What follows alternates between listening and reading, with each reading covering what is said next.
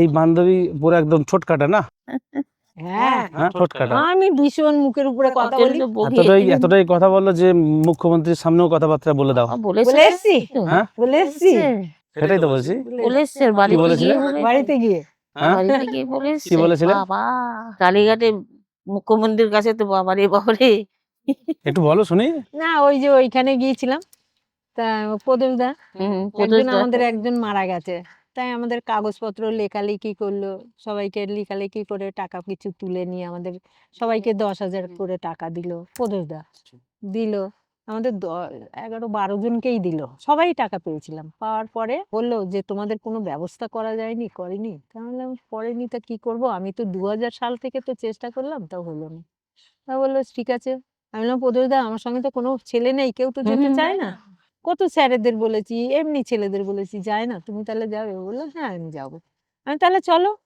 তো প্রদীপদা আমি গেছি প্রদীপদা আগে কোনোদিন যাইনি কিভাবে ঢুকতে হয় কি করতে হয় তখন প্রদীপদাকে এরকম বললাম গেলাম আগে সব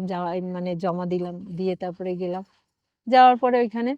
বলে একজন ঢুকতে পারবে আমি প্রদীপদা তুমি যাও বলছে না শোভাদি তুমি যাও এই দুজনে ঠেলাঠেলি করছি আর দুজন যাবো নাহলে যাবোই না তো ওরা বললো ঠিক আছে দুজনেই যাও দুজনে গেলাম গিয়ে কথা অ্যাপয়েন্টমেন্ট নিলাম নিয়ে কথা বললাম কবে আসবে এই দিনে আসবে গেলাম গেলে চা দিল বিস্কুট দিল খেলাম কোনোদিন দেয় না খেলাম খেতে খেতে বেরিয়ে এলো দিদি বেরিয়ে এলো তখন দিদির সামনে প্রদীপদা ফাইলটা দিল কথা বলছি দেখছি এই নিয়ে চলে যাবে এরকম তো আমার কাছে দুবার করেছে কিছুই তো করেনি তো এবারে আমি ছাড়বো না